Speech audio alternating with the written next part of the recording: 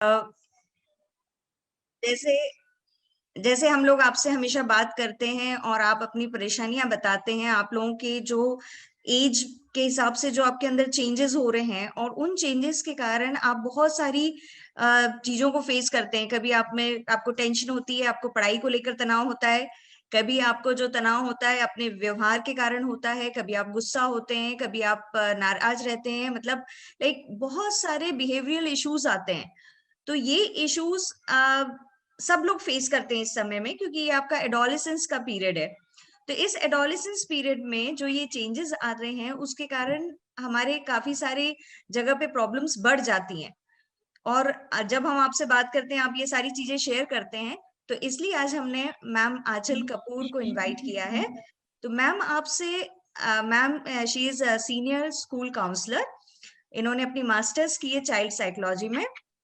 तो वो आपको आपके सारे प्रश्नों के जवाब देंगी। आपको कोई भी चीज है, कोई परेशानी है, क्यों हो रही है, और ये होती सबको है, सबको ये सारी परेशानियां होती है, लेकिन इन परेशानियों में खुद को बैलेंस रखकर और कैसे आगे बढ़ा जाए वो इम्पोर्टेंट है। ठीक है, तो आज हम पहले मैम को सुनेंगे, मैम आपसे कुछ बात करेंगी, उसके बाद आपके सारे क्वेश्चंस के आंसर्स आपको मिलेंगे। और इस समय में बैलेंस रखकर कैसे हमें अपनी सारी ऊर्जा को कंस्ट्रक्टिव वे में यूज करना है, कैसे हमें ज्यादा से ज्यादा सीखने की कोशिश करना है, कैसे हमें पॉजिटिव रहना है, वो सारे टिप्स आज मैम आपको देंगी। Yes ma'am, now. Okay. Actually, I'm not that tech savvy, guys and ma'am. So I've got my adolescent daughter with me to help me out. So I'm thankful to her. I hope you don't mind me looking here and there again if I get stuck. So because this webinar and all is very new to us also. अभी तक ma'am के साथ मैंने live sessions किए हैं and Indeed मुझे बहुत मजा आया है हमेशा बच्चों के साथ इंटरेक्ट करने में। इनफैक्ट आप लोग अभी जिस उम्र में, मैं आप लोगों को बच्चा कहना नहीं चाहूंगी क्योंकि आप लोग जिस उम्र में है आप लोगों को बच्चा कहलाना बहुत खराब लगता है। सो द थिंग इज कि टुडे जैसे मैम ने आपको आज बताया है, सबसे पहले तो मैम को थैंक्स, मैम ने मुझे आज इनवाइट किया इस बहुत अच्छी टॉक के लिए। And I always find an opportunity कि स्टूडेंट से या आप एज ग्रुप, आपके जो एज ग्रुप के लड़के लड़कियां हैं, बॉयज एंड गर्ल्स, उनसे मेरा इंटरेक्शन हो और मेरे थ्रू उनको कुछ जानकारी मिले या कुछ उनके मन में कोई बात हो तो वो उनकी सुलझ जाए। तो सबसे पहले तो जैसे कि आपको पता है कि आज जो हमारा टॉपिक है वो बड़ा हैवी सा लग रहा होगा ऐसे देखने में कि dealing with loneliness in adolescence. मेरे पास और कोई शब्द नहीं थे, so I had to go with it.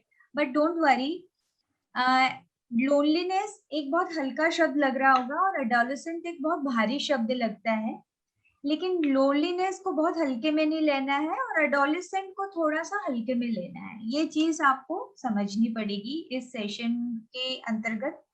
And secondly, हम क्या क्या चीज इसमें समझेंगे। सबसे पहले तो आप क्या हैं, आप अभी किस किस फेज में हैं। जैसे कि मैम ने आपको बताया आप ऑलरेडी एडोलेसेंट हैं, लेकिन आप खुद किस फेज में अपने आप को फील करते हैं ये आपके लिए जानना बहुत जरूरी है। सेकेंडली, हम ये जानने की चेष्टा करेंगे कि आखिर ये लोनलीनेस, क्योंकि इसके लिए हिंदी में सिर्फ एक ही शब्द है, अकेलापन, और इंग्लिश में लेकिन इस लोनलीनेस की बहुत मीनिंग है और बहुत तरीकों से इनको डिफाइन किया जाता है। लेकिन यहाँ हम जिस लोनलीनेस की बात कर रहे हैं वो नकारात्मक अकेलापन है। जिस अकेलेपन में आपको अच्छा नहीं लगता, जिस अकेलेपन में आपको कमी महसूस होती है, जिस अकेलेपन में आपको हीन भावना महसूस होती है, जिस अकेलेपन में आपको प्रेशर फील होता है, उस अकेलेपन की हम या उस लोनलीनेस इन एडोलेसेंट की हम बात करेंगे। वो किन कारणों से होती है, और कई चीजें आपको ऐसा लगेगा अरे ये तो हमें पता है मैम, कुछ और बताओ, लेकिन वो पता होने के बावजूद आप लोगों को कई बार मालूम नहीं होता है कि इससे डील कैसे करना है, तो हम उस पर बात करेंगे। सेकेंडली, मैं आपको कुछ चीजें ऐसे बताऊंगी कि आप लोगों को ये ना लगे कि आप लोगों के लिए सोचा नहीं जा रहा है। स्पेशली टीनेजर्स एंड एडोलेसेंट्स के लिए बहुत वर्क किया जा रहा है इंडिया में, आउट ऑफ इंडिया में, वर्ल्ड लेवल पे काफी वर्क किया जा रहा है। आप लोग अकेले नहीं हैं। मैं बहुत सारे एडोलेसेंट्स और टीनेजर्स के साथ जब बात करती हूँ तो उनको कई बार नेगेटिव मोड में जब वो बात करते हैं तो वो लोग मुझे बोलते हैं, अरे हमारे लिए किसको पड़ी है, हमारे लिए बड़े लोग कहाँ सोचते हैं, उन लोग को तो बस अपने उपदेश देने होते हैं, उन लोग को तो अपना गाइडेंस देना होता है, अपना एडवाइस देना होता है, बाकी तो उन लोग समझते नहीं है, हम लोग दूसरे वर्ल्ड से हैं, वो लोग दूसरे वर्ल्ड से हैं, जनरेशन गैप है, ये है वो। Okay, so moving on to next slide. अभी आप देख पा रहे होंगे कि मेरी स्लाइड में 2 क्वेश्चन है और उन दोनों के बीच में वर्सेस लिखा हुआ है और 3 फोटोग्राफ्स डले हुए हैं। इसमें आप देख पाएंगे कि एक तरफ एक लड़की 3 तरह के से एक्टिविटी कर रही है, वो उछल रही है, कूद रही है और पढ़ाई कर रही है या रीडिंग कर रही है। और एक कॉर्नर में आप एक लड़की को देख रहे होंगे जो लैपटॉप है उसके पास, टेडी बेयर है, फोन है, लेकिन फिर भी वो उदास बैठी हुई है और बीच में एक कोट है। तो मैं आपको बताना चाहूंगी कि यहाँ जो 2 शब्द मैंने लिखे हैं, लोनलीनेस और सॉलिट्यूड, ये इंग्लिश के वर्ड्स हैं। लोनलीनेस यानी वही अकेलापन, लेकिन नकारात्मक एंगल से। लेकिन सॉलिट्यूड एक अलग, वो भी एक अकेलापन होता है। जैसे कि मैंने आपको बताया कि हिंदी में अकेलापन को अकेलापन ही बोलते हैं, लेकिन मुझे अकेले रहना है आज। कई बार बच्चे लोग ऐसा करते हैं ना, मम्मी पापा चले जाते हैं तो बोलते हैं चलो आज मम्मी पापा गए, आज अपने मन का बर्गर बना के खाएंगे, या आज अपने मन का म्यूजिक सुनेंगे, जोर जोर से गाना लगाएंगे, डांस करेंगे, बुक पढ़ेंगे। तो वो सॉलिट्यूड है, वो उसमें आपको सकारात्मक ऊर्जा मिल रही है। वो अकेलापन बहुत अच्छा, और कई बार ऐसा करना बहुत जरूरी होता है। जो लड़की है जो मैंने देख रहा है, आप उसके पास सब गैजेट्स हैं, उसके पास लैपटॉप है, उसके पास फोन है, वो एक बहुत ही अमीर घर की बच्ची दिख रही है, लेकिन फिर भी वो उदास है। मैं इस फोटो के माध्यम से आपको ये बताना चाहूंगी कि जहाँ अकेलेपन की बात होती है वहां गरीबी अमीरी के कोई मायने नहीं रखते। अकेलापन किसी को नहीं देखता, जैसे कोरोना ने किसी को नहीं देखा ना, ऐसे साइकोलॉजिकली भी बहुत सारी ऐसी प्रॉब्लम्स हैं जो वो फाइनेंशियल एस्पेक्ट नहीं देखती है, वो पकड़ लेती है।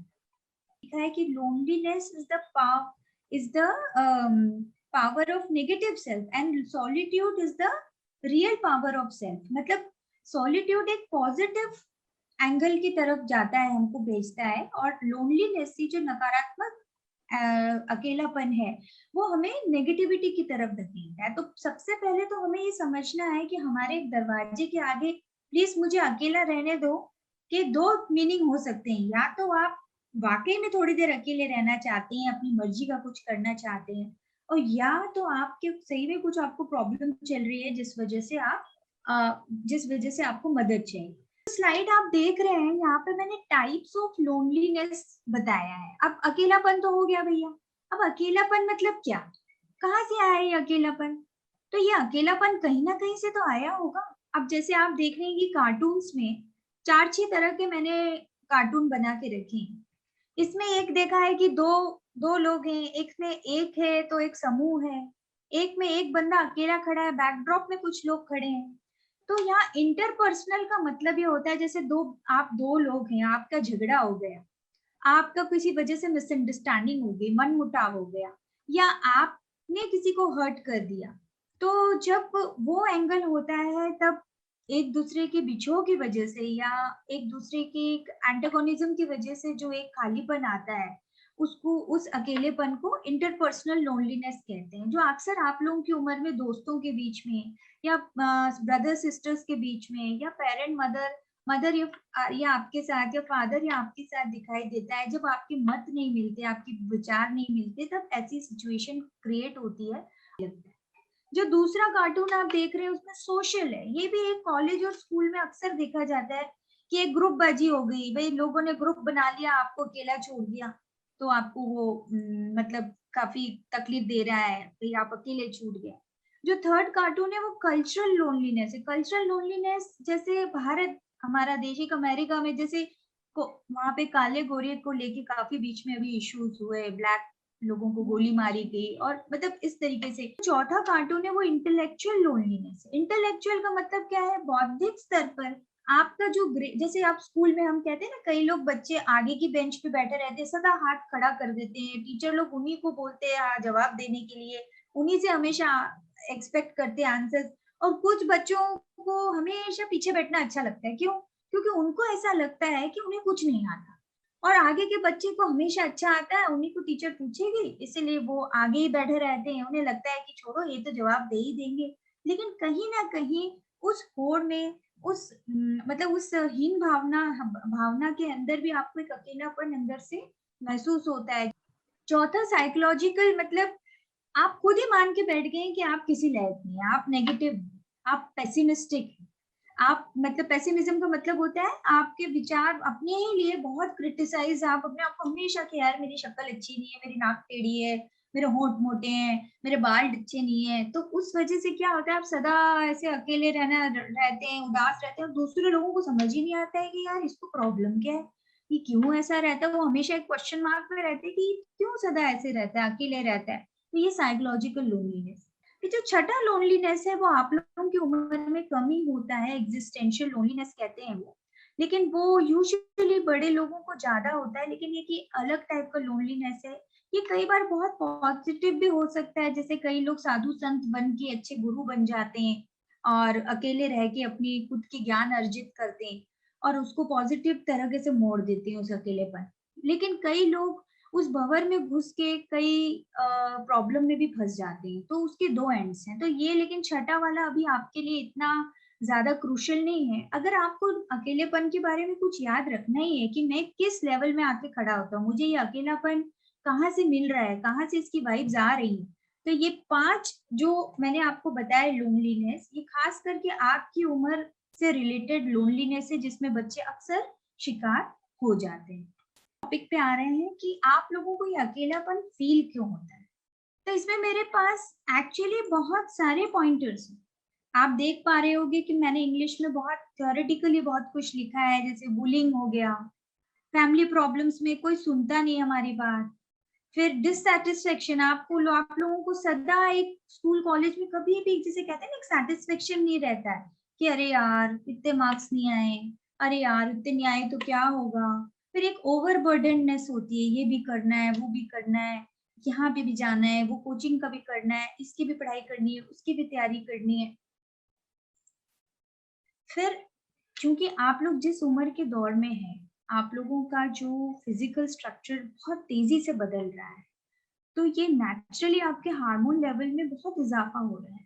तो उस तरीके से देखा जाए तो आप लोगों को एक इनग्रेन डिमांड होती है बॉडी में, फ्रेंडशिप की, रिलेशनशिप की, जो बहुत नेचुरल है। Now you can just I have actually ended my PowerPoint with that. That was the last slide. अभी एक जस्ट एक समरी में मैं आपको सिर्फ एक चीज बताऊंगी, दैट आप लोग अब जिस उम्र में हैं, घबराना नहीं है। आप लोग एक बहुत खूबसूरत एज से गुजर रहे हैं एंड अपनी ब्यूटी, अपनी एनर्जी, अपनी मेंटल हेल्थ और अपने विचारों की हेल्थ सबको ध्यान रखते हुए आगे बढ़ना है। और कहीं भी कोई रोड़ा आता है, कोई ऑब्स्टिकल आती है, कोई परेशानी आती है, मैंने आपको बहुत सारे टूल्स दिए हैं यहाँ पे। आप इनमें से कोई भी टूल्स पे, या आप चाहें तो आप मेरे से बेटर एक्सप्लोरर हैं, आप उन टूल्स पे जाकर, लेकिन जरूर अगर कहीं अटकते हैं, कहीं अपने आप को पीछे अटका हुआ पाते हैं, तो जरूर बात कीजिए। It's okay to talk, it's always good to talk and it's okay to talk. That will be my signing off statement. अभी अगर मैम अलाउ करें and if there is time and if you have any questions so we can take. साथ आप कोई भी questions पूछ सकते हैं. Yes, hello ma'am. Yeah, hello. Hi ma'am. Ma'am, actually I just wanted to tell you that your session was very amazing. आपका session बहुत अच्छा लगा. एंड मैम मेरा एक ये क्वेश्चन था कि हमें जैसे आपसे अगर आगे भी कनेक्ट करना हो तो आप प्लीज बताइए हमें कि हम आपसे और कैसे कनेक्ट कर सकते हैं, बिकॉज बहुत सारे लोग ऐसे होंगे जो शायद आपसे कनेक्ट करना चाहते हो आगे भी. तो क्यों नहीं, आई कैन, आप मुझे व्हाट्सएप कर सकते हैं, मेरा मेल, मेरा फोन नंबर आप I will share. Yes I will share your details. मेरे डिटेल्स ले लीजिए. People लोग बहुत जज करते हैं when they are talking or something. So what can we do कि they should not judge? उससे वो लोग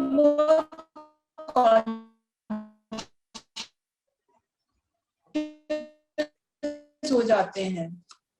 उनके मन में ये रहता है कि हम कैसे खड़े हैं, हम कैसे बात कर रहे हैं, हम बात करें, शर्माना उनके लिए बहुत शाय हो जाते हैं। मतलब आपके बच्चे के बिहाफ में पूछ रहे हैं आप मुझसे क्वेश्चन? Yes ma'am. ओके, देखिए ये आपको बता रही थी ना, ये एक रीजन शाय इंट्रोवर्टनेस भी बच्चों को बहुत अकेला फील करवाता है। इसका देखिए ये एक पर्सनालिटी का जो प्रॉब्लम है, एक तो लोगों का अपन कुछ नहीं कर सकते। फर्स्ट थिंग तो अपने को समझना पड़ेगा कि are we judging ourselves in the eyes of people. सबसे बड़ा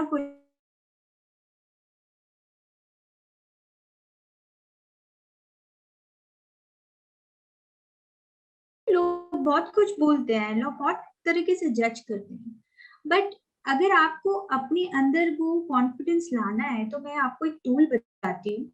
You should watch some good videos or some interviews of some legendary personalities, जो लोग बहुत नीचे से लेके ऊपर आए हैं एंड स्टिल वो इतने डिग्निफाइड बहुत सारे क्वेश्चंस को हैंडल करते हैं। तो आपको ना एक चीज उनकी समझ में आएगी कि वो लोग निडर हैं। वो लोग ये नहीं सोच रहे कि सामने वाला हमें किस तरीके से नीचा दिखा रहा है, क्योंकि the problem with people is हम सबको तो सुधार नहीं सकते, लेकिन हम क्या कर सकते हैं, हम अपने आप का कॉन्फिडेंस लेवल इंप्रूव कर सकते हैं। ये अपनी प्रॉब्लम है कि हम उनको फेस करने से डर रहे हैं।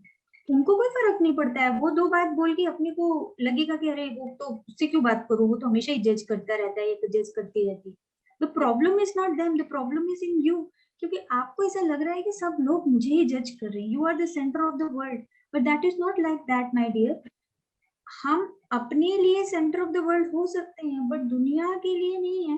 दुनिया के लिए वो खुद भी अपने, सब लोग अपने अपने सेंटर ऑफ द वर्ल्ड होते हैं। द ओनली थिंग इज कि आपको अपने कॉन्फिडेंस को इम्प्रूव करना है, और उसके लिए बहुत सारे टूल्स हैं। सबसे पहले तो देखो आपकी mom, she is so nice and brave. मेरे ख्याल से उनसे आपको सीखना है कि कैसे मैं पब्लिक फेस करूं। She can help you out with that. तो आज का सेशन आई होप सभी लोगों को, बच्चों को बहुत हेल्पफुल रहा है। Madhavi, now you can take. I hope so.